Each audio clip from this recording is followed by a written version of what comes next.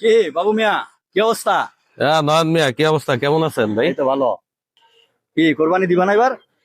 হ্যাঁ ভাই, দিমু তো। কয়টা দিবা? ভাই আমার সামর্থ্য অনুযায়ী আল্লাহ আমার কপালে একটা গরুই রাখছে, একটা গরুই কুরবানি দিব আর কি, ছোট মোটো। তোমারে কইছিলাম আমার লগে ব্যবসা করো, বললা না। এই দেখো না, আমি ব্যবসা করে পয়সা কামাই, প্রতি বছর 4টা 5টা কোরবানি দিই। আর এলাকায় দেখছো ওই লেগে আমার কি নাম ডাক। মিয়া করলা না মিয়া, গরিব গরিবই থেকে গেলা। ভাই তুমি 4টা দাও আর 5টা দাও কুরবানি, তার কি কোনো লাভ হইতাছে? তোমার তো ভাই সুদের টাকা ভাই। আমি হক হালালি কাম করি, দিনের না দিন থেকে কষ্ট করি, প্রত্যেকদিন টাকা জমাই। আল্লাহর রাজি খুশি করার লেগে আমি কুরবানি দেওয়ার চিন্তা ভাবনা করছি। আমার ওই একটাতেই অনেক বরকত হয় ভাই। তুমি যে এত গরু কুরবানি দাও, পিস ফিরা যাবা, তোমার মানসি দুটা গালি দেয়। তোমার ভাই কুরবানি হালাল না, হারাম। তোমার টাকাটা এই লোকে হারাম, তাহলে তোমার কুরবানিটা হালাল কেমন হইব ভাই? তোমার এত বড় সাহস, তুমি আমার টাকার কও হারাম? তুমি কি মাসলা জানো মিয়া? তুমি হারাম কইতেছো মিয়া?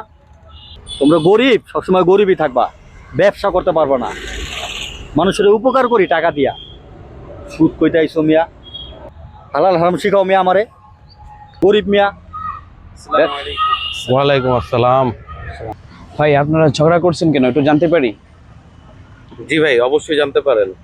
আমাদের এলাকার এক বড় ভাই গণ্যমান্য ব্যবসায়ী, কিন্তু উনি সুদের ব্যবসা করে। জি উনি কুরবানির সময় 4টা 5টা 10টা গরু কুরবানি দেয়। জি আমি ওনারে বলছি উনি সুদের ব্যবসা করে, এই কারণে উনি আমার সাথে বাজে লিপ্ত হয়ে গেছে। কন্ত হুজুর কন্ত, সুদ কি হারাম কন্ত? এখন মানুষের আমি উপকার করি না হুজুর, এখন কন্ত? আপনারাই বলেন যে উনারটা হালাল না হারাম। না ভাই, আমাদের একটা কথা জানা দরকার, যে সুদের টাকা কখনো আরাম করা যায় না, আর এই টাকা দিয়ে আল্লাহ তাআলা সন্তুষ্টি অর্জন করা যায় না। আর আমরা তো কুরবানি করবো একমাত্র আল্লাহ তাআলা সন্তুষ্টির জন্য, কি ভাই, তাই না? জি। আর এই কুরবানির জন্য শর্ত হচ্ছে যে মাল হালাল হওয়া। আর মাল যখন হারাম হয়ে যাবে, মালের মধ্যে যদি অন্যের রক্ত মিশে যায়, তখন তো এই মালটা হারাম হয়ে যায়। আর এই হারাম মাল দিয়ে তো কখনো কুরবানি আল্লাহ তাআলা সন্তুষ্টি অর্জন করা যাবে না। এই জন্য ভাই আমাদের এই মালটা হালাল হতে হবে, কখনো কুরবানি সই হবে না। এই জন্য ভাই আমাদেরকে হারাম থেকে বেঁচে থাকতে হবে ভাই। দেখুন ভাই, আপনারে আমি তরফ থেকে কই আইছি ভাই, হক হালালি ভাবে চলেন, 2 টাকা কম খান, কম পড়েন, হক হালালি পয়সা ইনকাম করেন। ভাই আমার আর লজ্জা দিও না ভাই। হুজুর, আমি তো আসলে না বুঝা এতদিন সুদ খাইছি। হ্যাঁ, মানুষের বিপদে পড়ছে, আমার কাছে আসছে, আমি সুদের বিনিময়ে মানুষের সাহায্য করছি। তা আমি যে সম্পদগুলি গড়ছি, সব তো হচ্ছে সুদের সম্পদ।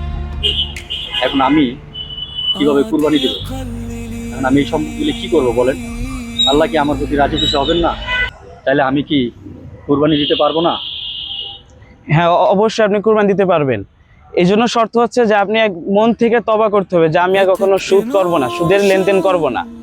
এবং এই যে সুদের টাকাটা আছে, আপনার পুরো টাকাটাই কোনো সওয়াবের নিয়ত ছাড়াই আপনাকে সদকা করে দিতে হবে, কোনো দান করে দিতে হবে।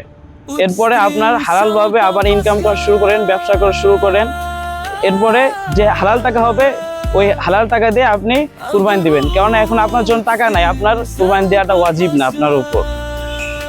ভাই হুজুর তো যা বলল আপনি শুনলেন, আজকের পর থেকে ওয়াদা করেন, হারাম রুজি ছাড়েন, হালাল রুজি করেন।